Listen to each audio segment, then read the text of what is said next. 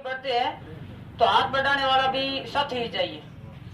तो इनसे मिलकर बहुत प्रसन्नता हुई। इनसे मैं मिलता भी रहता था तो इनसे प्रेरणा मिली कि ये बढ़ गए, मैं पीछे रह गया। हम तीनों इंटेलिजेंट कक्षा में थे। कक्षा 8वीं हमारी खारा राठौड़ा में हुई और वहां पर हम साथ में पढ़ते थे। और कान सिंह होशियार थे, नंबर 1 पर थे, 2 पर मैं था और 3 पर ओम सिंह थे जिन्होंने सुसाइड कर दिया अभी। तो कहने का मतलब ये है कि हम 3 प्रतिभाएं थी। उनमें से कान सिंह जी आगे बढ़े तो मेरे मन में जिज्ञासा आती थी, लेकिन मेरी परिस्थितियां ऐसी रही कि मुझे जकड़ा, लेकिन मैं जकड़ने से निकलने की बड़ी कोशिश की लेकिन मैं नहीं निकल पाया। तो धीरे धीरे मैंने ये प्रयास किया कि ताकि मैं उनके स्तर तक पहुंच जाऊं। फिर मैं शिक्षा के जो हब बनता रहा बाड़मेर, तो मैं बाड़मेर आया और यहाँ पर मैंने पढ़ाई शुरू की। और धीरे धीरे करके मैंने जब बीए किया तो मेरा भी एक सपना था कि मैं आईएएस अधिकारी बनूं। हर आदमी का एक सपना होता। मैं भले गरीब भले, लेकिन मेरा दिमाग गरीब नहीं था। मैं आईएएस की प्रतिभा बनना चाहता था और मैं बाड़मेर वहां करके संघर्ष जरूर रखा। लेकिन जब मेरे 2 बड़े भाई थे और उन्होंने मेरी मदद की जगह वो थोड़े अलग हो गए। उनको ये पता नहीं, तालीम उनमें शिक्षा नहीं थी, इसलिए उन्होंने बताया ये कब बनेगा, आरएस का सपना देख रहा है। तो थोड़े वो अलग हो गए और मैंने मेरा उद्देश्य चेंज करना पड़ा। उसके बाद में आरएस की जगह कमठा मजदूर रह गया। कमठा मजदूर दिहाड़ी कमाना और खाना ही रह गया। अगर आरएस का सपना तो पूरा हो, उसकी जगह मजदूर बन के रह गया। अब उसके बाद में मैंने बीएड की। बीएड मेरे 2011 में हुई, 2010 में होनी थी, लेकिन परिस्थिति झगड़ती गई जो आप वीडियो में देख सकते हो। और जब परिस्थिति झगड़ी तो मैंने उनका समाधान भी सोच लिया, भाई कैसे झगड़ा जाता है। क्योंकि मेरे झणकार पड़ी हुई, झणकार पढ़ने वाला व्यक्ति कभी पीछे नहीं रहता। उसमें लिखा हुआ है कि अगर कठिन समय आए तो तेरा सहयोगी अकेला ही है। क्योंकि मैंने कई कविता मुझे मुख जबान याद थी। क्षत्रिय युग संघ का जब वो संघ चलता था वो मेरे हृदय में उस समय भी रगो रगो में था। वैसे कान सिंह वो कविता याद नहीं, मेरे को आज तक याद है। क्यों? क्योंकि मैं दिल से सुनता था। ये गाते थे, मैं सुनता था, दिल में रखता था। और उसके बाद में मैंने 2011 में बीएड करने के बाद में कमठा छोड़ दिया। क्यों छोड़ा? क्योंकि अब मेरे को टीचर में जाना। मैं पहली बार नवजीवन पब्लिक स्कूल में गया। उससे पहले मैं कमठा का जबरदस्त कारीगर था और कोई भी कारीगर होता था उसके साथ मैं काम करने में बहुत ही होशियार था। मेरी प्रतिभा थी, क्योंकि कोई भी कार्य लगन से करना चाहिए। लेकिन मेरे को 12,000 रुपए देते थे वहां पर, लेकिन मैंने को 3500 से मैं पढ़ाऊंगा क्योंकि मेरे को शिक्षा में जाना है। तो आसकान सिंह जी जो अभी माइलस्टोन के मार्गदर्शन के रूप में ये अच्छे मेरे मित्र थे, इन्होंने मेरे को एक किताब जयपुर से लाकर भेंट की थी। कार में आए थे कि गणेशवरम पढ़। उस समय मैं 3500 रुपए में पढ़ा रहा था जो नवजीवन पब्लिक स्कूल के अंदर। मैंने को भले 3500 नहीं, मेरे को 35 रुपए देना, लेकिन मैं पढ़ाऊंगा। मेरा पढ़ाने का सपना है ताकि मैंने बीएड मेरी साकार हो जाए। कई पैसों के लिए रोते, मैं पैसों के लिए रोया नहीं। मेरे को पढ़ाना है। भले बच्चों को, भले आप मेरे को 35 रुपए दो, लेकिन मैं पढ़ाऊंगा ताकि कोई एग्जाम दूं तो उसके लिए मैं योग्य हूँ। उसके बाद में 2011 के बाद में 12 का दौर आया। 12 में मैंने मेहनत की लेकिन मैं पीछे रह गया। उसके बाद में 13 में मेरी माता जी का देहांत होने के कारण मैं परीक्षा की तैयारी नहीं कर पाया। और 14 में मेरे पिताजी का हाथ जल गया था। अपने घर में पिताजी का हाथ जला हुआ तो मारवाड़ी में कहते हैं कि बाप तो रो तो मरियो दीकरू परीक्षा और तैयारी करे। तब मैंने गुजरात जाकर के मेरे पिताजी का इलाज करवाया और मैं 14 की कोई परीक्षा की तैयारी कर नहीं पाया। 15 की मैंने तैयारी की, लेकिन उस समय क्या है कि मैं 2 परीक्षाओं की तैयारी करने लग गया, एक तो इकोनॉमिक्स में और एक हिस्ट्री में। इसलिए मेरा उस समय सिलेक्शन नहीं हुआ 2015 में।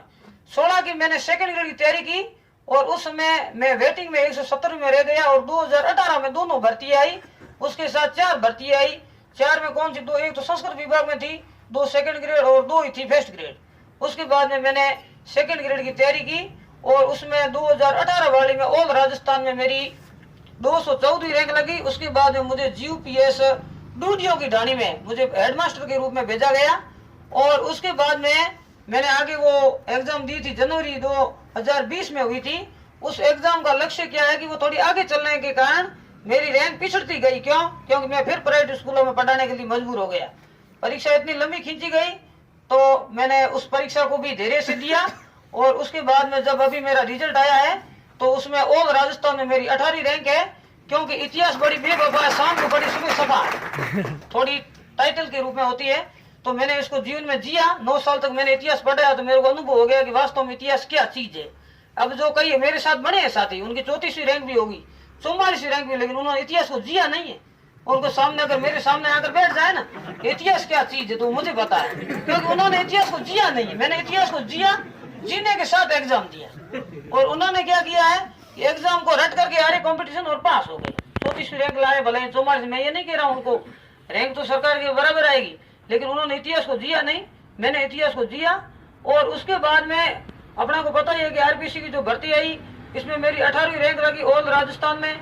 उसके बाद में बाड़मेर में प्रथम और जोधपुर संभाग में द्वितीय रैंक लगी। और प्रतिभा है वहीं मैं एग्जाम देने के लिए गया तो लोग डिमोटिवेशन वाले ज्यादा है। वहाँ एक व्यक्ति बैठा था, गणेश जी यहाँ किस लिए आया था, मैं को मेरे क्या है कि यहाँ कोई काम था और भूल से परीक्षा देने के लिए आ गया। हकीकत तो पेपर बिक गए, मैं पेपर बिके है, मेरी किस्मत नहीं बिकी है, पेपर बिके है, मेरी किस्मत कौन छीन सकता है। वही मैं एग्जाम दे आया, उसमें मेरी 18वीं रैंक है। इसलिए आपको लोग ऐसे मिलेंगे, पेपर बिक गए, बाजार में आ गए, अरे आ गए तो खरीदने वाले खरीदेंगे, तेरे से तो नहीं खरीद जा सकते। इसलिए तू एग्जाम की तैयारी कर और एग्जाम में बैठ, उस समय तेरा दिमाग स्थिर रख, कोई भी लक्ष्य असंभव नहीं है, परिस्थिति आपको जगड़ती है, उनसे बाहर निकलने के लिए प्रेरणा स्रोत के रूप में लोगों में उभरो। अब उस समय मैं परिस्थितियों में जगड़ गया, मेरा पिताजी बीमार है, मेरी माताजी का देहांत, तो मैं सुसाइड करूं। समस्या का समाधान खुद खोजने से होता है, आत्महत्या से कोई समस्या का समाधान नहीं है। इसलिए जो झणकार की लाइनें हैं उन्हीं के साथ मैं लंबा संबोधन नहीं दूंगा, क्योंकि कई प्रतिभा है वो भी अपना मार्गदर्शन करेगी अपना, कोई मैं ऐसी बड़ी तोप नहीं हूँ। लेकिन मैं आपको ये जो झणकार की पंक्ति है ये बताना चाहता हूँ, जिन्होंने मुझे कठिन परिस्थितियों में जीने का रास्ता बताया। एक बार मैं झणकार ले जा रहा था, एक व्यक्ति पीछे पड़ गया, राजपूतों की किताब है, तो मैं महाकवि युग पुरुष के तेरे को पता है नहीं, ये युग पुरुष की लिखी हुई किताब है। महाराणा प्रताप क्यों पढ़ते, एक युग पुरुष है।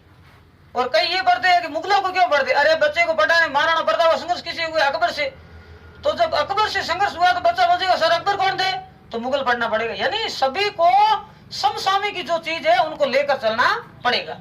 तो इस झणकार की जो पंक्ति है उनके साथ में मेरा संबोधन समाप्त करूंगा।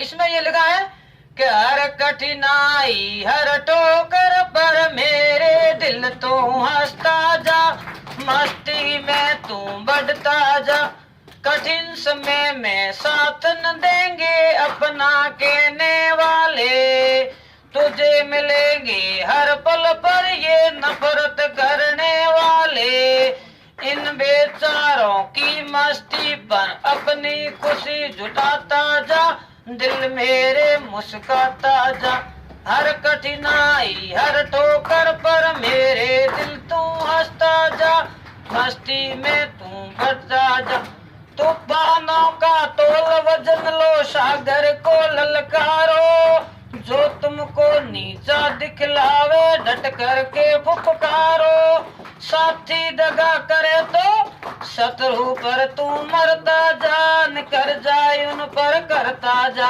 यानी इसमें ये पंक्ति ये कहती है कि हर आदमी को ठोकर खा करके आगे बढ़ा, तू कहां से आगे बढ़ जाएगा। इसलिए अपने को हमेशा ठोकर है वो अपना गुरु है, सभी का माता पिता का अपने को सेवा करनी चाहिए और हर कार्य को लगन से करोगे तो सफलता भले ही लेट प्राप्त हो। जैसे अब मेरे मन में भी जज्बा था, मेरा साथी अब भूगोल के अंदर साहब तो बढ़ गए, अब वो लेक्चरर बढ़ गए और मैं सीधी भर्ती से सेलेक्ट होकर साहब के साथ लेक्चरर बढ़ूंगा। अब देखो सीधी भर्ती के कितने बार साल 2012 में साहब ने सपना भी नहीं देखा, दुनिया क्या बढ़ेगा। लेकिन साहब का थोड़ा मेरे से पीछे डीपीएससी में होगा और मैं भी इनके साथ लेक्चरर, लेकिन नहीं कहना बोलो आपका जज्बा हिम्मत होनी चाहिए। हिम्मत कीमत हो, बिन हिम्मत का कीमत नहीं करे ना आदर को, रद्द कागज सो राजी। इसी के साथ मैं अपनी वाणी को विराम दूंगा। माइलस्टोन एकेडमी और हमारे सहयोगी काल सिंह का मेरा तहे दिल से आभार, आप सभी का शुक्रगुजार हूँ, आपने मेरी बात को सुना और समझा। इसी के साथ ही जय हिंद जय भारत।